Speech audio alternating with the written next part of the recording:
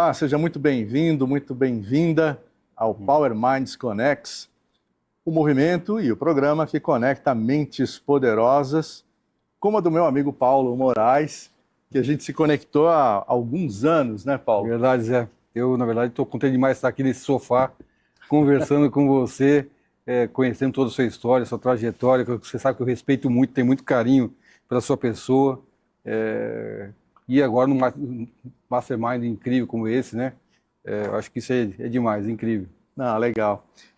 A primeira vez que eu vi seu nome foi quando eu entrei na Forbes, em 2016. Estava lá no conselho No editorial. editorial, é verdade. Então, você vai dar vários conselhos ao longo dessa entrevista, né? Mas vamos começar do princípio, né? Onde você nasceu, onde você cresceu, onde você estudou, quantas goiabas do vizinho você roubou. É mais ou menos isso. Mas, Mas, na verdade, a gente roubava a siriguela do terreno do vizinho, lá em Ribeirão Preto, já numa etapa da vida, quando eu fui para o interior de São Paulo. siriguela Então, eu não sei nem o que é. então, é uma frutinha do Nordeste brasileiro, que aqui no interior de São Paulo ainda tem, que é uma delícia, Zé. Eu recomendo. Mas para falar da minha história, de onde eu nasci, como é que é a minha história, na verdade, Zé, eu venho da periferia de São Paulo. Não sei que as pessoas conhecem, aqui o bairro de Pirituba, um pouco mais ao oeste da cidade de São Paulo, numa casa onde meu pai, eu não lembro disso, é absolutamente um bebê nessa fase, né? Nasço no Hospital Municipal da Lapa, mas meus pais efetivamente já num upgrade de vida se posicionam em Pirituba, numa casinha que meu pai dizia que quando chovia ele tinha coleções de baldes. Por quê? A casa não tinha telhado, era a famosa laje. E quando chovia mais dentro do que fora, e era distribuir baldes na casa toda para poder segurar a quantidade de goteiras que existia. Então esse é o começo da história. Depois tem uma história aí, uma trajetória de ver o pai empreender, quebrar, ajudar, repensar a vida juntos, motivo pelo qual inclusive a gente vai viver no interior de São Paulo. Eu vou estudar, então na minha formação, a minha primeira formação profissional é como técnico em agropecuária. Eu fui estudar no colégio técnico em agropecuária de Jaboticabal, Unesp de Jaboticabal, onde fiquei por lá durante 3 anos. Meu primeiro sonho era ser agricultor, cuidar do campo, mas durante o curso, eu me envolvi no movimento estudantil. O ano é 1984, 85, período que a gente começa a falar de redemocratização do país, e nós, como jovens, provocados por um cara chamado Chopin Tavares de Lima. Chopin Tavares de Lima, nessa altura, era o secretário do interior do governador Franco Montoro. E ele criou um programa de estímulo para que os jovens voltassem a discutir política e reimplantar os grêmios estudantis que tinham desaparecido. E eu me envolvi nesse projeto, aos finais de semana. A verdade é que, a partir daí, com o apoio do Chopin, a minha vida era dentro do colégio técnico de segunda a sexta, onde eu tinha aulas teóricas e aulas práticas, na verdade, trabalhando no campo, inclusive com a enxada na mão. E aos finais de semana era visitar o estado todo, visitando as escolas estaduais, para convencer os jovens a reimplantar os grêmios estudantis. E com essa nova virada, eu me descobri e, na verdade, percebi que eu era um líder estudantil. Eu passei a liderar um grupo importante de estudantes. E com essa nova visão, esse novo momento, eu falei, caramba, esse negócio de campo é legal, mas gente é um barato, né? Cuidar de gente, fazer as coisas acontecer através das pessoas, isso sim é um diferencial. E aí, com essa nova mudança, entendendo a importância de formação e estudo, pensando em futuro, eu sigo para fazer uma nova formação, agora em Direito, na USP de São Paulo, o famoso Lago São Francisco. Então, a minha jornada passou a ser durante o dia trabalhava, e à noite, das 7 às 11, 11h30, e invariavelmente, nessa última aula, que terminava às 11h30 da noite, poucos alunos estavam ali na sala, né? E eu era, sem sombra de dúvida, você nunca ia me deixar de ver ali, eu absolutamente focado e dedicado, pensando em construção de história. Saía dali do Lago São Francisco, quem conhece São Paulo, no centro de São Paulo, já lá nos anos dos anos 90, né? Já era uma região um tanto hostil, né? Hoje talvez até piorado, mas naquela altura já era hostil. Descia para a Praça da Bandeira para pegar o busão para voltar para casa, porque no dia seguinte tinha trabalho. Então essa é de forma muito rápida, como começa e por onde eu passei na minha formação. Ah, legal. Bom, você é conhecido agora como o fundador da Espaço Laser, né? É o meu sobrenome, né? Virou seu Eu sobrenome? costumo dizer que você, no mundo do empreendedorismo, você pode ser reconhecido como uma pessoa de relativo sucesso quando você adquire o sobrenome da empresa que você fundou. Então, as pessoas, a gente fala, você conhece o Paulo Moraes? Talvez poucas pessoas conheçam, mas se você falar, conhece o Paulo Moraes da Espaço Laser, esse sobrenome, aí tem muita gente que já me conhece. Então, a gente estava conversando aqui antes sobre a importância, né, do fundador mostrar a cara, do fundador tomar a frente do branding, do marketing, enfim, para aumentar a identificação, né, do público, do consumidor com aquela marca, com aquele produto. Você está inserido de verdade nesse movimento? Eu Ou acredito. você delega para aquela sua garota propaganda famosa? Não, não, na verdade, a querida amiga e sócia Xuxa Meneghel, que você está falando, que eu tenho enorme carinho, você sabe disso, Zé. Ela começou numa relação profissional, ela passou lá em 2015, se tornou sócia e a embaixadora da marca. Aliás, tem muita gente que fala Espaço Laser da Xuxa, Da né? Xuxa, né? Da Xuxa. Mas, sim, hoje com muito respeito e carinho pela grande amiga que ela é e muita gratidão por tudo que ela pôde contribuir para a construção de uma marca tão importante como se tornou a empresa Espaço Laser, que é sinônimo de depilação a laser. E nós já se tornamos sinônimo de uma categoria. A gente já não fala você vai fazer uma depilação a laser, você vai fazer uma Espaço Laser. Então, eu acho que sim, que os fundadores e aqueles que acreditam no seu negócio devem exercer cada vez mais, especialmente agora na era das mídias sociais, o papel de embaixadores representantes, porque afinal de contas, quem consome o produto quer saber quem é aquela pessoa que está atrás da marca, para ver se tem identidade, inclusive sobre o aspecto cultural e de valores. A gente precisa saber quem de fato é, porque se eu identificar um fundador desalinhado com meus valores pessoais, ainda que eu ache o produto razoavelmente interessante ou o serviço, talvez eu desista de consumir ao conhecer esse dono. Então, como as pessoas querem saber quem são esses, eu acho importantíssimo essa condição e a gente tem que admitir, né? As mídias sociais, com tudo que a gente vive hoje, fizeram um verdadeiro processo de democratização da comunicação. Você tem hoje condição de pensar em empreendedores, não estou nem falando da figura dos influencers, de empreendedores do rincão desse nosso grande país, ganhando projeção, visibilidade com sua imagem e seus negócios, independente do eixo antigo que existia, Rio-São Paulo. Então, isso para mim é algo extraordinário. Agora, você concorda que isso tem que ser feito com muita cautela, com muita estratégia, com muita técnica, né? E especialmente bem orientado por profissionais da área que conhecem bem. Eu absolutamente não domino e não conheço essa área. Não por outro motivo, eu contratei uma equipe especializada para me ensinar, me orientar e, na verdade, fazer algumas coisas que eu não sei fazer. Acho que o mérito das pessoas está não querer saber de tudo. Mas quando a gente sabe que a gente tem um gap, trazer as pessoas melhores do que a gente para que nos ajudem a fazer algo importante.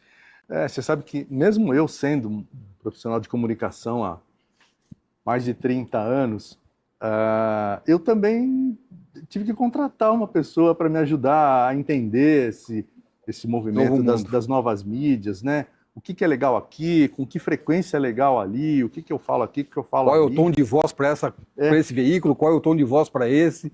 São formas diferentes de se comunicar. Porque o meu universo sempre foi jornal, revista e televisão, né? Mídia social, para mim, é uma coisa recente. Isso você é fera. Obrigado. Mas, e aí a turma falava, pô, você, né, como editor-chefe da Forbes, você não pode ficar aí fora das mídias e tal. Falei, tá bom. Aí contratei uma pessoa. No mercado até que eu já era meio conhecido porque eu frequentava, né? Lógico, os almoços, os eventos, né? A gente se conheceu dessa maneira. Mas essa presença nas mídias sociais, se para um cara de comunicação com 30 anos de experiência já é delicada, você imagina para alguém que não é, né, da área. Tem que realmente tomar todo cuidado.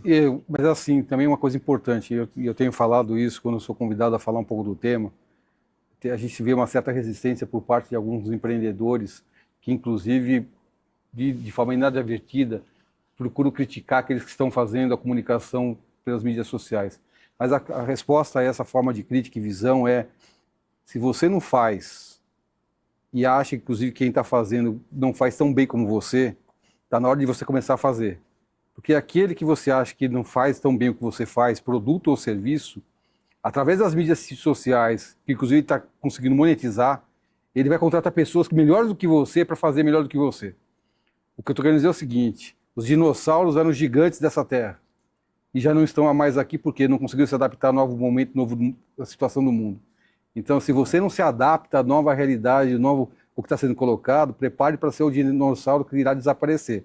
Então, é a hora de começar a se comunicar, e treinar e aprender, contratar pessoas que saibam te ensinar a fazer, abrir o bendito celular e falar para fora. Não tem jeito. Esse é o novo mundo. Se você não fizer isso, quem fizer vai te superar e provavelmente vai, inclusive, te engolir e de forma triste, dizer que, eventualmente, seu concorrente vai fazer com que você desapareça.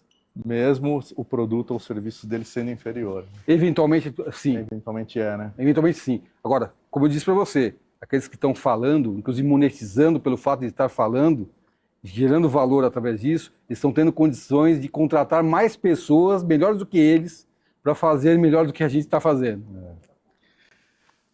Esse negócio de depilação tá em alta ainda? Tá bombando? Muito, muito. A empresa tem 20 anos de existência. Na verdade, agora em 2026, a gente completa 22 anos de existência. Eita. Foi fundado em 2004. Em abril de 2026, a gente completará 22 anos de história. Lá no começo, não precisa nem falar que ninguém sabia, quando a gente fala de depilação laser, o que era, né? Quando você olha, depois de 22 anos de existência, e lembrando que além de nós, existem outros players no mercado, o que a gente chama de curva de adoção, o que antes era 1% de adoção, hoje a gente tem ainda 15% do público interessado adotando a metodologia como forma de se cuidar e tratar. Eu estou falando aí de públicos importantes, tanto homens como mulheres, tá? Não só as mulheres. Ok, 85% ainda são mulheres dentro da espaço laser, mas eu estou dizendo uma leitura de forma reversa, 15% já são homens se cuidando e utilizando a depilação a laser como metodologia de tratamento. Lembrando que o homem faz depilação praticamente todos os dias quando faz a barba. Ele pode escolher fazer isso de outra forma, inclusive de forma mais inteligente. Mas é só a barba? Não. O jovem que a gente vê, especialmente jogador de futebol, quando tira a camiseta e vê que ele não tem pelo nenhum no peito, aquilo não é coisa da natureza, não. Ele está depilando. Então, em vez de fazer isso na lâmina, ou não estou falando nem considerando a cera, tá? Porque o homem é um ser medroso e jamais encararia a cera como as mulheres ainda encaram, algumas estão ainda encarando, não entenderam a importância do laser. Mas sim, Zé, a gente tem um potencial gigantesco. Estou falando só do público masculino para você entender o potencial que existe aqui. A gente, depois de 22 anos de história, a gente ainda só tem 15% da nossa base de clientes do público masculino. E a gente sabe, inclusive, comparado a outros mercados mais maduros como o nosso, o europeu, o americano, isso pode facilmente chegar a 30%. E isso, quando a gente fala em números de pessoas, é uma quantidade gigantesca. Quantas pessoas, ao longo da nossa história, se trataram no espaço laser? Quase 7 milhões de pessoas, de brasileiros, já se cuidaram entre homens e mulheres na nossa história. É muita gente? Não. Se a gente pensar num país de 220 milhões, a gente ainda tem uma jornada gigantesca a ser cumprida. Lembrando que a todo tempo está nascendo novas pessoas, tem um processo contínuo de renovação. Esse processo de mudança de hábitos é interessante, né? Quando eu era criança, eu achava que quando eu chegasse aos 18 anos, o que eu queria ser: alto, bonito, forte, rico, famoso e peludo. Esquece o pelo. Eu contei isso para as minhas filhas, elas, peludo não, que nojo. O pelo... eu acho que eu me espelhava no Sean Connery, no James Bond da época, sim. né? E aqui no Brasil, Tony Ramos. Não, Tony Ramos aí já too much, né? Aí já não dá. Então, mas ele lembra que foi um galã do tempo dele, né? Sim, ele sim. foi um dos galãs. Tanto é que a gente tinha uma brincadeira, e infelizmente nunca aconteceu, a gente queria fazer a brincadeira de Depila Tony Ramos, que seria o grande desafio da Espaço Laser. Vocês falaram isso para ele? Não chegamos a falar, mas internamente na discussão a gente considerou tentar procurá-lo para fazer esse desafio. Ia precisar de umas 15 sessões, ou sei lá quantas, eu nem sei. Mas você tem outros negócios também? Sim, na verdade, assim, até 2022 eu liderei a companhia. Aliás, eu tive a honra de conduzir e a fazer o processo de abertura de capital, sendo a primeira empresa do setor de estética e beleza no Brasil a abrir o capital na Bolsa de Valores de São Paulo, na B3. Enorme orgulho dessa jornada, foi uma jornada incrível de transformação da companhia, mas conforme combinado, inclusive com os demais sócios, depois de uma jornada tão intensa como foi, e praticamente eu estive envolvido diretamente na condução do negócio praticamente por 8 anos, porque até 2014, apesar de ser um dos sócios fundadores, eu não estava efetivamente no dia a dia.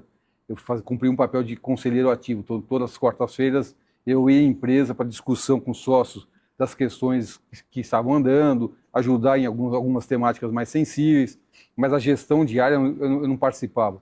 A partir de 2014, entendendo que era um momento importante de aceleração, sabe aquele momento, ou você cresce, alguém vai fazer no seu lugar, entendendo esse momento e entendendo os skills de cada sócio que a gente tinha, chegou a hora de eu assumir o papel e ajudar a fazer esse processo de crescimento. Então a gente sai ali daquele momento que a gente vê essa oportunidade de 40 unidades para o universo de 804 unidades como hoje tem, considerando Brasil, Paraguai, Chile, Colômbia, países onde hoje o Espaço Laser já existe hoje.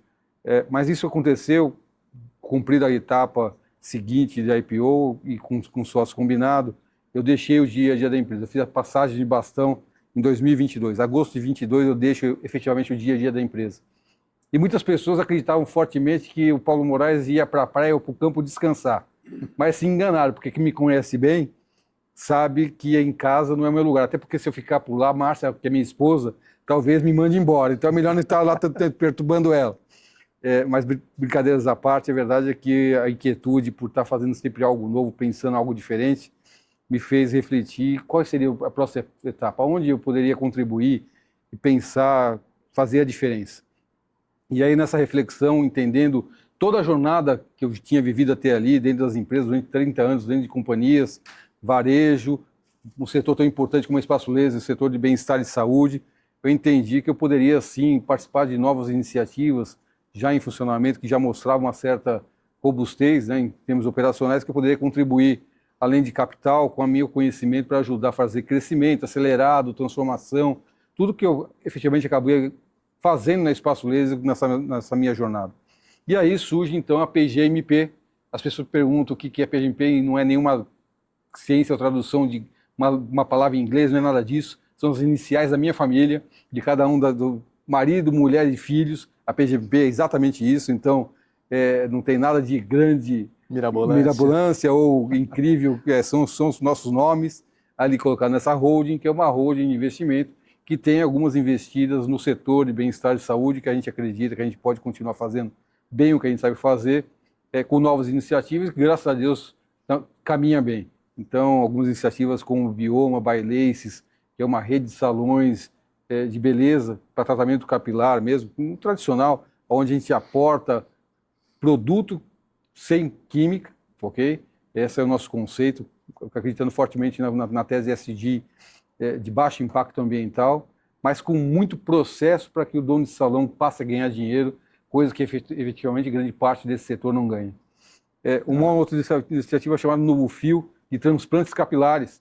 Esse é um setor que vem crescendo fortemente no Brasil. O Brasil vem tentando se posicionar no mercado, inclusive mundial, como referência nesse tratamento. Então, acreditando no potencial disso, inclusive para mulheres também, tá? Porque lembre-se que a mulher em determinadas fases da vida, especialmente na menopausa, pode ter perdas consideráveis de massa capilar, então existe tratamento para isso. E a Novo Fio vem justamente nesse projeto, um projeto que já se aproxima quase 100 lojas. Então, caminhando bem, 3 anos de história e já praticamente com 100 lojas em funcionamento. A Bioma, que eu falei para você, também já com quase 100 lojas. Um outro projeto que, inclusive, eu tenho uma relação afetiva, porque no começo, na fundação, eu participei de um projeto chamado Mundo Terra, que são produtos e equipamentos para esporte de aventura. Toda aquela atividade outdoor, quem gosta de atividade junto à natureza, caminhada, trekking, campismo. Agora as corridas de aventura estão no wellness, né? Quando a gente fala em wellness, todo mundo está conectado nisso. Um projeto que também está indo bem, tem muito tempo de história, mas nunca pensou em crescimento. E eu me juntei ao fundador para ajudar a fazer aceleração de crescimento. Uma rede de academias, a gente está entrando nesse setor fortemente. Eu acredito fortemente nesse tema de se cuidar pensando em longevidade com qualidade de vida. Que nada me adianta viver muito tempo sem qualidade. E aí não tem jeito, Zé. Para você ter uma qualidade, uma terceira etapa da sua vida com qualidade, a atividade física é algo que você não vai poder deixar de fazer. As pessoas perguntam, você gosta de fazer academia, Paulo? Eu odeio. A tal da academia para mim é como se fosse remédio amargo. Mas eu estou lá todas segundas, quartas e sextas, fazendo a minha musculação, me cuidando, porque eu sei que para a terceira etapa, quando eu estiver na terceira idade, os músculos precisam estar firmes para que eu tenha uma condição de vida, inclusive para a mobilidade. Então a gente precisa se cuidar. Então, muita gente já percebeu esses benefícios, sabe? Agora, e a gente agora tem a referência, né? Porque quando a gente falava há 20, 30 anos atrás da importância da atividade física, a gente não tinha a referência de pessoas que tinham feito isso para usar como referência. Hoje, quando você pega as pessoas que acreditaram nesse propósito de vida, você vê pessoas de 80, 70 anos correndo, inclusive fazendo maratona, mostrando que sim, a atividade física é uma forma de se garantir qualidade de vida na terceira idade. E o pessoal de 60 anos foi até reclassificado, aí ganharam um nome novo, né? Como é que é? NOTE. O que quer dizer isso mesmo? New Older Life, já nem sei traduzir, mas são a conjunção de novos, novos antigos, né, no novo estilo de vida. Isso, é um novo antigo. A gente não é mais terceira idade, é um novo antigo. E eu tendo a concordar, sabe? Porque um homem ou uma mulher hoje de 60 anos, nada se compara a um homem de 60 anos de 20 anos atrás, né? Você vê claramente pessoas nessa idade, eu estou me aproximando daí, eu não consigo me classificar ainda na terceira idade com 60 anos. 58 vou fazer agora. 58? Você já pegou o metrô e alguma moça levantou para você sentar no lugar? Ainda não tive essa ousadia. Esse dia é inesquecível, cara. É uma situação horrorosa. Você tá olhando a moça, olha que moça bonita e tal, olhando para ela, ela levanta, tio, pode sentar. Fica à vontade. Fica à vontade. Senta lá, tio. Mas, enfim, no fim, a tua holding caminha sempre para o lado da estética, que acaba refletindo na saúde mental da pessoa, né? Sim. Ou na saúde física. Na verdade, mesmo, assim, né? é uma holding olhando o bem-estar e saúde de forma ampla e onde eu sei que eu posso contribuir. Às vezes eu sou impactado por alguns empreendedores querendo que eu olhe o projeto na perspectiva de investir, ver como é que eu posso ajudar. E eu entendo que, assim, para mim faz sentido, e esse é um perfil meu, eu não sei fazer papel de investimento sem estar muito próximo, acompanhando e contribuindo, uma posição muito ativa, né, como investidor. Não sei fazer esse papel em algo que eu não conheça ou não domine. Ainda que, e aí vem um desafio interessante, porque eu tenho sido convidado também a participar de conselhos, e recentemente fui convidado a trabalhar para ir participar de um conselho de administração de uma indústria, Zé. Imagina, eu não faço nem ideia o que seja indústria. Tanto é que no dia do almoço do convite, feito o convite para mim, eu, lógico, fiquei agradecido, lisonjeado pelo convite realizado, né? Mas eu fiz a pergunta, escuta, gente, vocês estão entendendo que eu sou um cara de varejo, como é que eu vou contribuir para a indústria de vocês, que para mim é um outro mundo? E a resposta para mim foi algo que, inclusive, me provocou a decisão de forma positiva, a decidir aceitar o convite. Foi exatamente isso que a gente quer de você. A gente quer ter uma visão do varejo para que a gente se modernize a nossa indústria e que a gente passe a pensar diferente. Então, esse é o papel que a gente espera de você como conselheiro do nosso conselho. E aí, com esse desafio feito, e entendendo que eu ia poder aprender muito, porque a realidade da indústria, produção, logística, controle de estoque, é uma realidade que eu não participei, eu nunca vivi, né? Eu nunca participei efetivamente em produção, em processos produtivos, mas tem sido uma jornada de muito aprendizado e interessante, inclusive de muita troca, onde eu estou podendo contribuir a fazer eles pensarem um pouco de forma mais ágil e moderna como pensa o varejo, porque o varejo é de muita agilidade, né? O varejo, aliás, da característica do varejo, você pensar com muita agilidade a cada mês, porque se o varejo que não se reinventa e não coloca energia, normalmente ele tende a desaparecer. É importante que tenha muita agilidade. Então, essa visão de agilidade, transformação, mudanças, novos olhares e novas oportunidades, é o que eu tenho procurado levar para essa companhia onde eu estou hoje no conselho, que é a Capricórnio Test, uma companhia de faturamento de bilhões e que eu estou podendo ajudar. Mas essa é a beleza das conexões, né? Porque eu tenho acompanhado isso. Você junta num jantar, numa confraria, num evento, o que quer que seja, pessoas de áreas diferentes, com vivências diferentes, em estágio diferente da evolução empresarial, e você percebe que, às vezes, o cara do varejo vai dar um insight para o cara da indústria que, como ele está inserido naquela operação, ele não enxerga. Não consegue enxergar, Ele não exatamente. consegue olhar de cima, ele está muito dentro do business, né? Aí vem um cara aqui e fala, meu, por que você não pinta aquele parafuso de vermelho que todo mundo vai enxergar? É isso. E coisas maravilhosas acontecem, né? Não só negócios, mas soluções totalmente inesperadas. Então, acho que você fez bem de aceitar o convite. Aceitar o convite. E eu estou feliz lá, eu espero que eles também estejam contentes comigo, porque tem sido uma jornada de muita troca, muito aprendizado, e concordo com vocês. Né? Momentos de se conectar é importante para fazer benchmark, conhecer, se desafiar, pensar diferente, sair um pouco da forma normal de se pensar o que você faz diariamente, né? Porque às vezes a gente entra numa rotina tão intensa que você deixa de olhar as oportunidades que estão à sua volta. E a gente começa a achar tudo que a gente faz óbvio, né? E natural, e não é. Sem desafios. Tem desafios, tem talentos, tem as suas maravilhas. É isso.